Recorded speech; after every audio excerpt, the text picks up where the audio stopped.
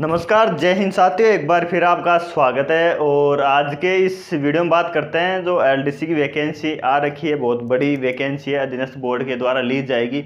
और इसके पहले वीडियो में मैंने कट ऑफ के बारे में बताया था। सीईटी की लगभग 170 के आसपास आपके नंबर है, तो आप इसके तैयारी कर सकते हो। कम है तो भी तैयारी कर सकते हो, ऐसा नहीं है कि 170 एग्जैक्ट है, तो आसपास रहेगी इसके अकॉर्डिंग। इसके बाद में आज बात करते हैं कि जो इसका जो पेपर है वो पेपर में किस तरह से क्वेश्चन आते हैं और कितने नंबर का और कितने क्वेश्चन आएंगे। और इससे पहले बात करते हैं थोड़ी जो एलडीसी के अंदर इसमें 3 पोस्टें बताई गई है, शासन सचिवालय, आरपीएससी और अधीनस्थ मंत्रालय की।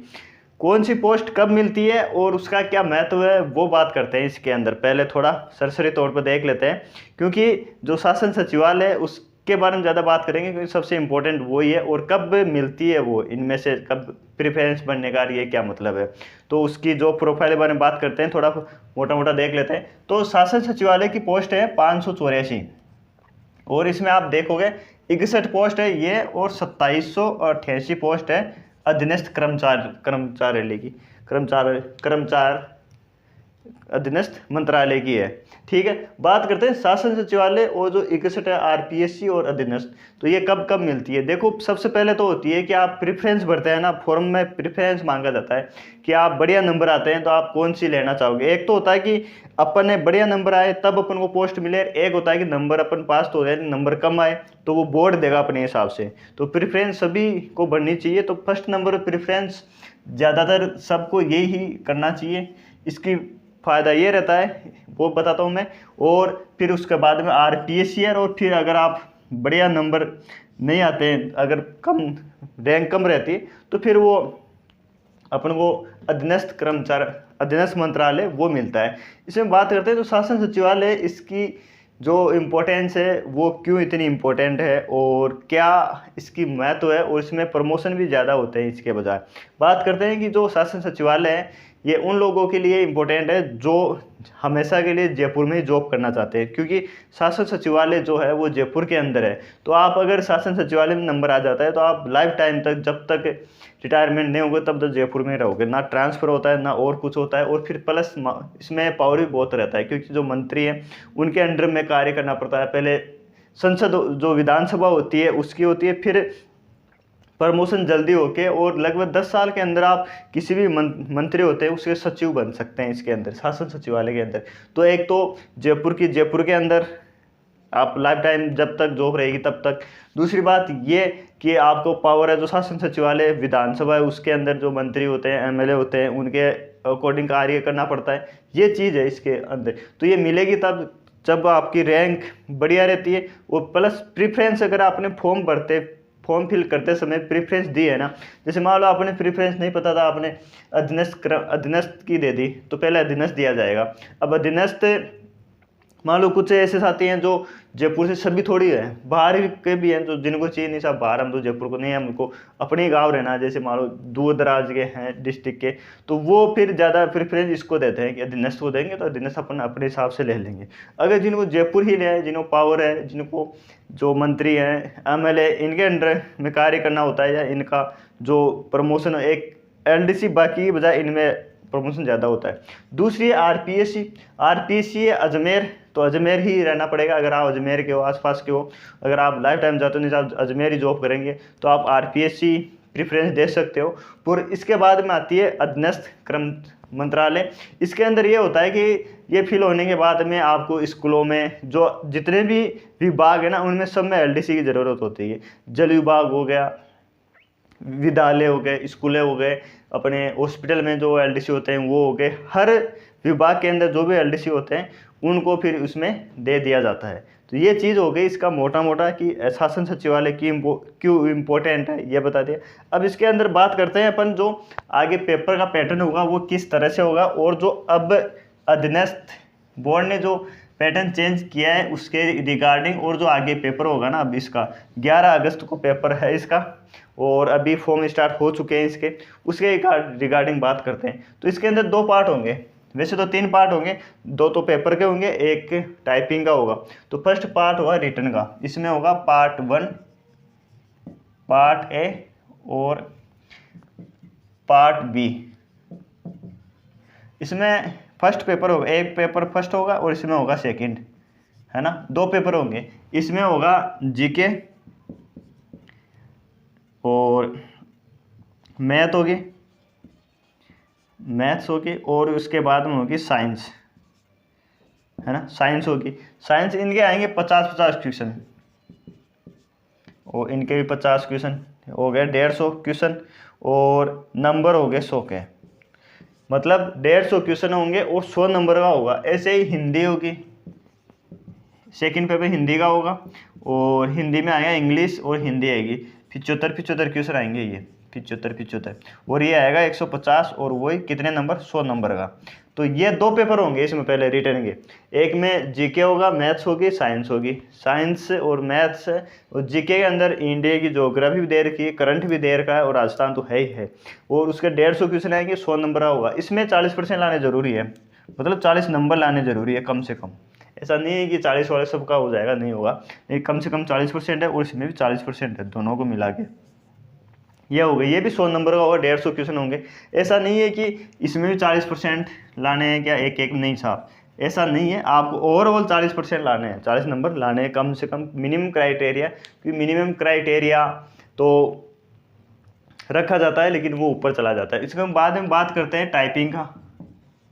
टाइपिंग इसके बाद में होगी, और 3 गुणा को बुलाया जाएगा इसमें, जो भी सीटें हैं उसके 3 गुना होगी, और फिर 2 गुना के लिए डीवी को बुलाया जाएगा। टाइपिंग में क्या क्या होगी, टाइपिंग हिंदी की भी होगी, हिंदी, इंग्लिश और एफिशिएंसी होगी। ये 25, ये 25, ये 25 और ये 25, हिंदी, इंग्लिश, एफिशिएंसी आएगी। और टाइपिंग होगी 5-5 मिनट की होगी, और वो जो सॉफ्टवेयर उसकी थोड़ी, जो हाई कोर्ट की जो टाइपिंग होती है उसके रिगार्डिंग ये थोड़ी मतलब इजी होती है, ये चीज़ हो गई। अब इसमें बात करते हैं अपन आगे, जो मैं बता रहा था आगे, अब तैयारी के रिगार्डिंग की, क्योंकि जो अध्ययन बोर्ड है ना उसने पैटर्न चेंज कर दिया है। अगर आप तैयारी स्टार्ट कर दी है तो एक बार आप, मैं बता रहा हूँ उस हिसाब से एक बार पेपर देखना। जो अभी पेपर हुआ था, जूनियर अकाउंटेंट का पेपर हुआ था 11 फरवरी को, उससे पहले 4 फरवरी को हुआ था जो कृषि, जो एग्रीकल्चर सुपरवाइजर हुआ था, उसका जीके का पेपर देखना, या जो अभी जूनियर अकाउंटेंट का जो पेपर हुआ था जीके का, वो पेपर देखना, क्योंकि जो अभी पेपर आया है वो एज इट इज उसी पैटर्न के अकॉर्डिंग आगे पेपर आएगा, जो अब जो भी अधीनस्थ बोर्ड आएगा, क्योंकि उसने लगभग इस तरह से पेपर बनाया, लेंथी बनाया है, और जो बारीक, जो आप अगर ऊपर पढ़ रहे हो ना, वो नहीं चलेगा, आपको थ्योरी मजबूत करनी है उसके अंदर। ऐसे ऐसे क्वेश्चन बनाए कि अगर एक क्वेश्चन के अंदर पूरा कवर कर लिया एक टॉपिक, जैसे मान लो 1857 से क्रांति से क्वेश्चन आया, तो उसमें लगभग पूरा कवर कर दिया उसने। कैसे कर दिया, क्वेश्चन दे दिया 1857 की क्रांति संबंध में 5 खत्म दे दिए उसने, और 5 में से फिर नीचे पूछ रहा है कि 1, 2, 3 सही है, 5 सही है, 3 या 4 सही है, या 1 या 2 सही है। अब 5 के अंदर क्या हो गया, 5 के अंदर अगर 5 ऑप्शन दे रहा है ना, तो उसमें 1857 की क्रांति लगभग 5 ऑप्शन पूरे आ जाते हैं। और इतनी मतलब आगे थ्योरी मजबूत है ना, थ्योरी पे पकड़े या थ्योरी क्लियर है आपकी, तब भी आप उस क्वेश्चन पहुंच सकते हो। मतलब इतनी बारीकी से क्वेश्चन दिए थे। जैसे मान लो 1857 की क्रांति की शुरुआत हुई थी 28 मई को, और उसमें ये दे दिया साहब 30 मई को एक ऑप्शन में।